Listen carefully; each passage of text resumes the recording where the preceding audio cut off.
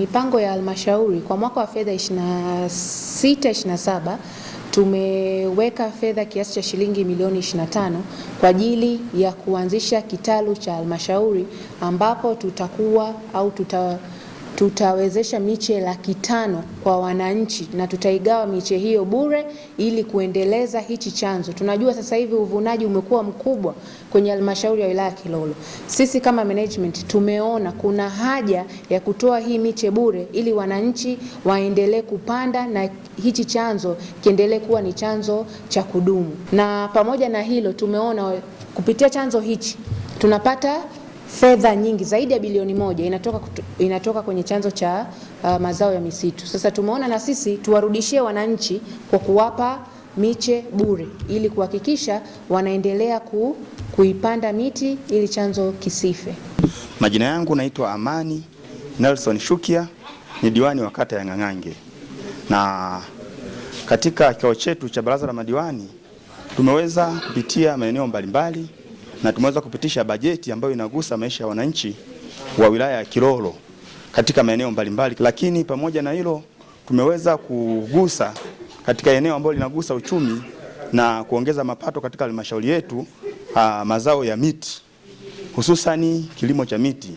Katika halmashauri yetu ya wilaya ya Kilolo wananchi wengi wamekuwa wakipanda miti na wamekuwa wakivuna mazao ya miti kama mbao na mambo mengine, lakini kasi ya uvunaji imekuwa kubwa kuliko kasi ya upandaji miti.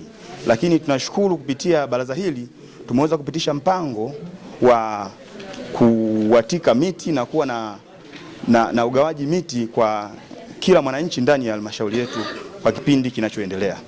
Kwa awamu hii ya kwanza tumepanga kuwa tumepitisha mpango wa kuwa inawatikwa miti zaidi ya milioni 1 kwa ajili ya kuongeza upandaji wa miti ili tuwe na uendelevu wa uingizaji mapato katika halmashauri yetu, kwa sababu katika mapato tunayoingiza ndani ya halmashauri yetu asilimia kubwa tunayapata kupitia mazao ya miti. Majina naitwa Sadat Elias Mfugwa, diwani wa kata ya Lugalo.